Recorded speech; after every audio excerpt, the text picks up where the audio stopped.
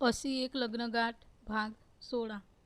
आपण मागील भागात पाहिले की ती सोप्यावर लोळून पुस्तक वाचत होती. तेवढ्यात दारावरची बेल वाजली. कोण आहे म्हणून तिने दार उघडले तर दारात अजय माने हा उभा होता. त्याला घाबरून ती दार बंद करण्यात तेवढ्यातच त्याने दारात पाय अटकवून दार लावण्यास अटकाव केला. आता पुढे. तृप्तीने दार तसंच उघडं ठेवलं आणि घरात गेली. तोही तिच्या मागे घरात गेला. तो सोप्यावर चांगला रुबाबात ऐस पैस बसला, जसं काही त्याचंच घर आहे असं समजून. त्याचं तसं बघून तिला खूप संताप झाला, पण सगळा संताप तिने गिळला.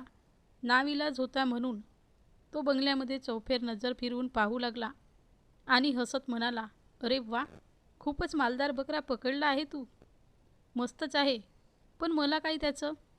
मला फक्त माझ्या कामाशी मतलब अन तुझ्याशी मतलब. वा, आज मात्र खूप हाट दिसते आहेस तू. तिला त्याच्या अशा बोलण्याचा खूप खूप संताप चढत होता. ती खूप घाबरली होती. काय करावे काहीच कळेना. तो निर्लज्जसारखा बोलतच होता. तृप्ती, तुझ्या या मादक सौंदर्याने मला अक्षरशः वेड लावलंय ग. म्हणून तुझ्यावर दया दाखवून मी तुला संधी दिली होती, एकदाचं माझ्याकडे स्वतःहून येण्याचं. पण तू नाहीच आली. मला वाटतं तुला सुखात जगायचं नाही आहे. हे एवढे वैभव मिळालं आहे तुला. तुला उपभोगायचं नाही आहे. तुझे आयुष्यभर रडत राहण्याची इच्छा दिसते मला. काही हरकत नाही. मी तुला हाटेलात चिठ्ठ्या पत्र दिली होती भरपूर. मला माहीत आहे तू त्या नक्कीच वाचले असतील.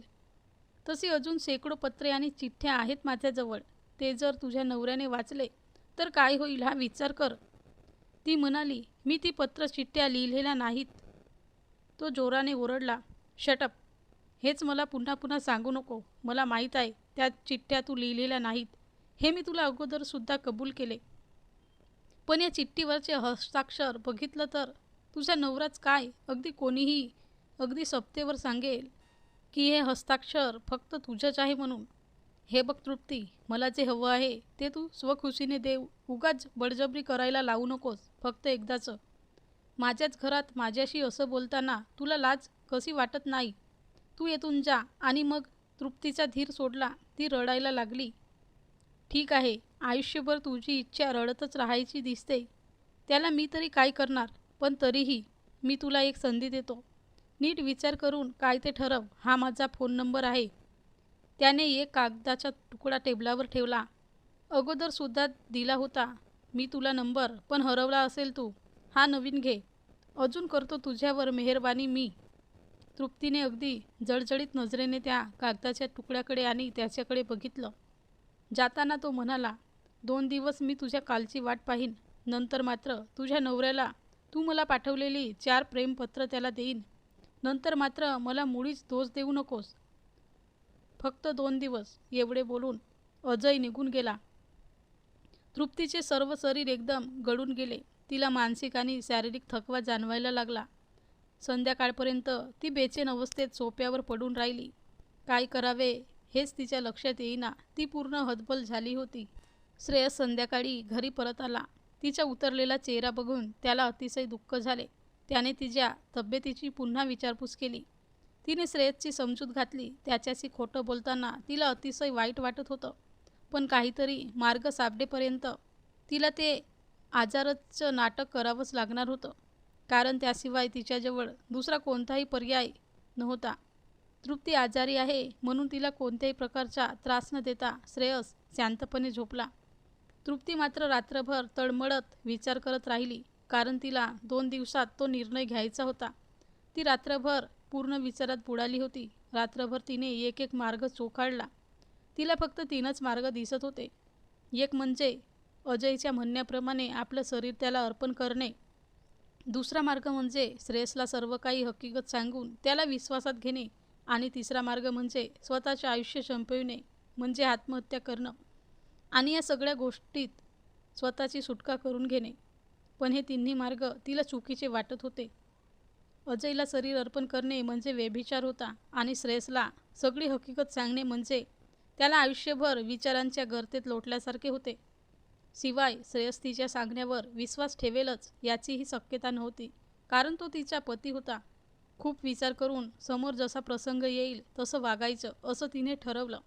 त्यावेळी तिच्या मनात येऊन गेलं, पण आपल्या संसारात वीज कालवले गेले तर? तृप्ती सर्व बाजूने चांगलीच कचाट्यात सापडली होती.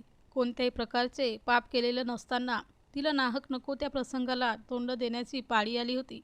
तिच्या लग्नाला काही दिवसच झाले होते. अगदी नववधू प्रिया मी बावरते अशी तिची अवस्था झाली होती. असं म्हणत लाजत साजत तिच्या नवऱ्यासोबत रममाण होण्याचं सोडून तिला अशा भयंकर गोष्टींना तोंड द्यावे लागत होते. सुखी संसाराची स्वप्ने पाहण्याचे दिवस आलेले असताना स्वप्नभंग होण्याची चिन्हे तिला दिसत होती. खूप खूप विचार करून शेवटी तिने एक पक्का निर्धार केला आणि डोळे मिटले. 2 दिवस असेच निघून गेले आणि तिला शंका होती तोच भयंकर असा दिवस उजाडला. त्या दिवशी संध्याकाळी श्रेयस कंपनीतून घरी परत आला, पण त्याचा चेहरा पूर्ण उतरलेला होता. आल्याबरोबर तो नेहमीसारखा वागला नाही. नाहीतर कंपनीतून येताना अगदी हसतच उत्साहाने घरात यायचा. तृप्ती त्याच्या रूममध्ये सापडली तर तिला आलिंगन द्यायचा, घट्ट मिठीत घ्यायचा, तिला उचलायचा, तिला किस करायचा आणि तिच्याशी खूप खूप गप्पा मारायचा. कंपनीत घडलेल्या सगळ्या चांगल्या वाईट गोष्टी तिच्याकडे शेअर करायचा. तिच्यासाठी जमेल तसं गाणं म्हणायचा, कविता करायचा. त्याची लहान बहीण रुही हिच्या डोक्यावर टपली मारायचा, तिला खूप खूप चिडवायचा. असं घरात आल्याबरोबरच त्याचं सुरू व्हायचं. तो घरी आल्याबरोबर घर असं गजबजून जायचं. असंच तृप्ती आणि श्रेयसचं आयुष्य खूप खूप सुखात आणि आनंदात झालं होतं. त्यांची एकमेकांसोबत बांधलेली रेशीम गाठ पक्की झाली होती, कधीही न तुटणारी आणि न सुटणारी. त्यांच्या आयुष्यात हे असं भयंकर वादळ येईल त्यांना कल्पनाही नव्हती. आणि त्यांच्या या भयंकर वादळात त्यांचे जीवनच अस्ताव्यस्त होऊ पाहत होतं. त्यांच्या सुखी संसारात कोणाची तरी वाईट नजर लागली होती, असेच विचार श्रेयसकडे पाहून तृप्तीच्या मनात चालत होते. श्रेयसचं असं उतरलेलं तोंड पाहून आणि त्याचं वागणं पाहून तृप्तीला भडभडून आलं. आज नक्कीच काहीतरी झालं आहे याची जाणीव तिला झाली. कारण येणाऱ्या भयंकर वादळाची चाहूल श्रेयसला नव्हती, पण तिला मात्र लागली होती. म्हणून तिला समजलं होतं. श्रेयस आपल्याबरोबर घरात घुसला आणि सोफ्यावर रेलून बसला. ती त्याच्या जवळ गेली आणि त्याच्या डोक्यावर हात ठेवून काहीतरी बोलणार तेवढ्यात श्रेयस तिच्यावर जोराने ओरडला, तू माझ्याजवळ येऊ नकोस, दूर हो, म्हणजे तेव्हा मला जरा बरं वाटेल. तृप्ती म्हणाली, चुकलं का माझं काही? श्रेयस म्हणाला, नाही ग, तुझं काहीच नाही चुकलं. चुकलं फक्त माझंच तुझ्याशी लग्न करून. खूप घोड चूक झाली माझी. अहो पण ती काहीतरी सांगण्याचा प्रयत्न करू लागली. चुप, एक अक्षर देखील बोलू नकोस. नवऱ्याला फसवून दुसऱ्याशी प्रेम करून प्रेमपत्र लिहायला लाज नाही वाटत? ही पत्रे वाच, म्हणजे काय म्हणतो ते तुझ्या लक्षात येईल. एवढे बोलून श्रेयसने 5-6 कागद तिच्या अंगावर फेकले आणि पुन्हा म्हणाला, किती किती घाणेरडे लिहिलेले आहेस तू या पत्रांमध्ये, छी. त्या कागदाकडे दुर्लक्ष करीत तृप्ती म्हणाली, यावर विश्वास बसला तुमचा? म्हणजे या तर चोराच्या उलट्या बोंबा झाल्यात. हे अक्षर तुझं नाही? श्रेयस संतापातच तिला बोलला. ती अगदी काकुळतेने म्हणाली, अहो नाही, हे अक्षर माझ्या अक्षराप्रमाणे आहे, पण माझं मात्र नाही. ही पत्रे मी मुळीच लिहिलेली नाही. मी तुम्हाला सर्व व्यवस्थित सांगते. काहीही सांगू नकोस आणि मलाही काही ऐकायचं नाही, श्रेयस बोलला. तृप्तीने आपले निरपराधित्व सिद्ध करण्याचा बराच प्रयत्न केला, पण श्रेयस मात्र तिची कोणतीही कैफियत ऐकून घेण्याच्या मनस्थितीत नव्हता. तर मित्रांनी मैत्रिणींनो, बघूया पुढच्या भागात श्रेयस आणि तृप्तीच्या आयुष्यात काय होतं, त्यांच्या सुखी संसाराचं काय होतं ते.